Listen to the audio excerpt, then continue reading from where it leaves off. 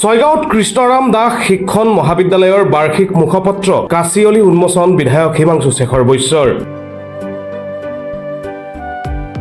দক্ষিণ কামৰূপৰ অন্যতম উচ্চ শিক্ষাৰ প্ৰতিষ্ঠান কৃষ্ণৰাম দাস শিক্ষণ মহাবিদ্যালয়ৰ মেৰঘৰ প্ৰেক্ষাগৃহত আজি বাৰ্ষিক মুখপত্ৰ কাচিয়লিৰ পঞ্চম সংখ্যা উন্মোচন কৰা হয়।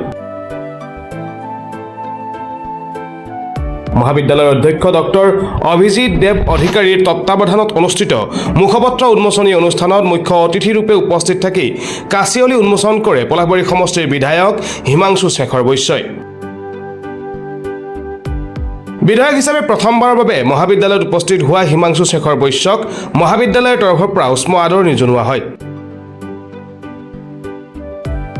বিধায়কগৰাকীক গামোচা, জাপি, শৰাই আৰু মানপত্ৰৰে সম্বৰ্ধনা জ্ঞাপন কৰে।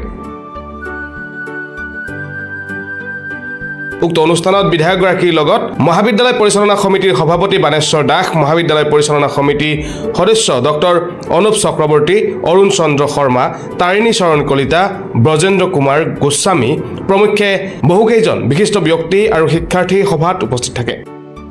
আজি একচুৱেলি আমাৰ কাৰণে খুব এটা সৌভাগ্যৰ দিন, কাৰণ আজি আমাৰ কলেজত আমি দুটা প্ৰগ্ৰেম ৰাখিছিলোঁ। প্ৰথম হ'ল আমাৰ যি বাৰ্ষিক মুখপত্ৰ কাচিয়লি পঞ্চম সংখ্যক আজি উন্মোচনী অনুষ্ঠান আছিলে, আৰু সেই সুযোগতে আমি আমাৰ যি নৱ নিৰ্বাচিত আমাৰ বিধায়ক আমাৰ হিমাংশু শেখৰ বৈশ্য ডাঙৰীয়া, তেখেতকো আমি নিমন্ত্ৰণ জনাইছিলোঁ। কাৰণ আজিৰ প্ৰগ্ৰেমটোৰ লগতে তেখেতক আমি সম্বৰ্ধনা মহাবিদ্যালয়ৰ তৰফৰ পৰা আমি জনোৱা হ'ল। তেখেতে আহি খুব সুন্দৰকৈ আমাক মানে আমাৰ প্ৰগ্ৰেমটোত অংশগ্ৰহণ কৰিলে।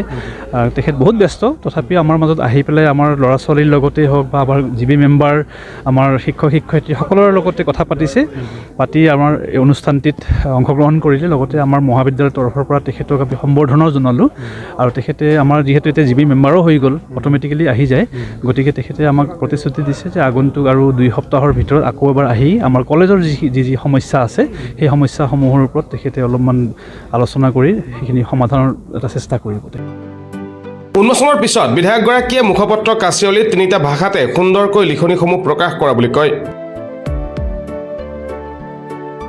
ইয়ে সমাজত বিশেষ অৰিহণা যোগাব বুলিও উল্লেখ কৰে ভাষণ প্ৰসংগত। আৰু আগন্তুক সময়ত মহাবিদ্যালয়ৰ উন্নয়নৰ বাবে নতুন কাম কৰি যোৱা হ'ব বুলিও প্ৰকাশ কৰে। উল্লেখযোগ্য যে নৱনীতা গোস্বামী আৰু অম্বিকা বড়োৰ দ্বাৰা সম্পাদিত মুখপত্ৰখনত মহাবিদ্যালয়ৰ অধ্যাপক, অধ্যাপিকা আৰু শিক্ষাৰ্থীৰ ভিন্ন বিষয়ৰ লিখনি প্ৰকাশ কৰি সুন্দৰকৈ সজোৱা হৈছে।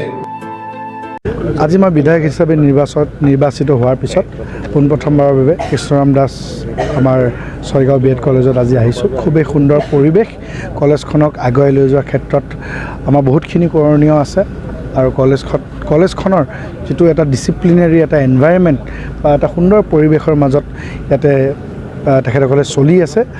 মই ভাবোঁ যে কলেজখনক আমি আগন্তুক দিনত আৰু আগুৱাই লৈ যাবলৈ পাৰিম, কাৰণ অসমৰ ভিতৰতেই এই কলেজখনৰ পৰা হায়েষ্ট চাকৰি পোৱাৰ এটা আমি খবৰ আজি পাই মই খুবেই ভাল লাগিছে। আমাৰ পলাশবাৰী সমষ্টিত এনেকুৱা এখন কলেজ য'ত চাকৰিৰ ক্ষেত্ৰত হায়েষ্ট এই কলেজখনৰ পৰা পোৱা বুলি শুনিছোঁ। পৰৱৰ্তী পৰ্যায়ত আমি কলেজৰ আন্তঃগাঁথনি হওক বিভিন্ন ক্ষেত্ৰত ইয়াতে আৰু কৰণীয় আছে। মই GB মিটিংখন যেতিয়া যেতিয়া হ'ব সেইদিনা ডিটেইলছত আমি পাতিম।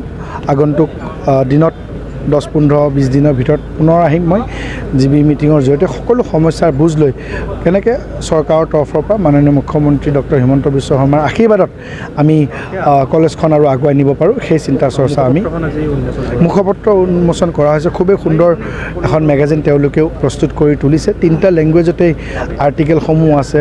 আমাৰ প্ৰাণৰ শিল্পী জুবিন দাৰ কথা লিখা হৈছে, আৰু বিভিন্ন মই ভাবোঁ যে ইনোভেটিভ আইডিয়া মেগাজিনখনত ওলাই পৰিছে।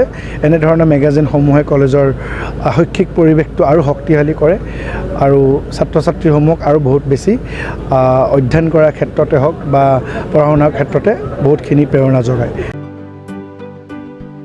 ছয়গাঁৱৰ পৰা Ahmad Ali report, প্ৰাতঃ time digital. শদিয়াৰ পৰা ধুবুৰীলৈ, বৰাকৰ পৰা ব্ৰহ্মপুত্ৰলৈ সকলোৰে মাজত চিনাকি এটা নাম প্ৰাতঃ টাইম। থলুৱা ভাষা কৃষ্টি আৰু সত্য বাতৰিৰ আধাৰত প্ৰতিষ্ঠিত খবৰ প্ৰাতঃ টাইমৰ প্ৰতিটো বা বাতৰি পুংখানুপুংখভাৱে চাবলৈ Facebook, YouTube, website, Twitter, Instagram আৰু ব্লগাৰ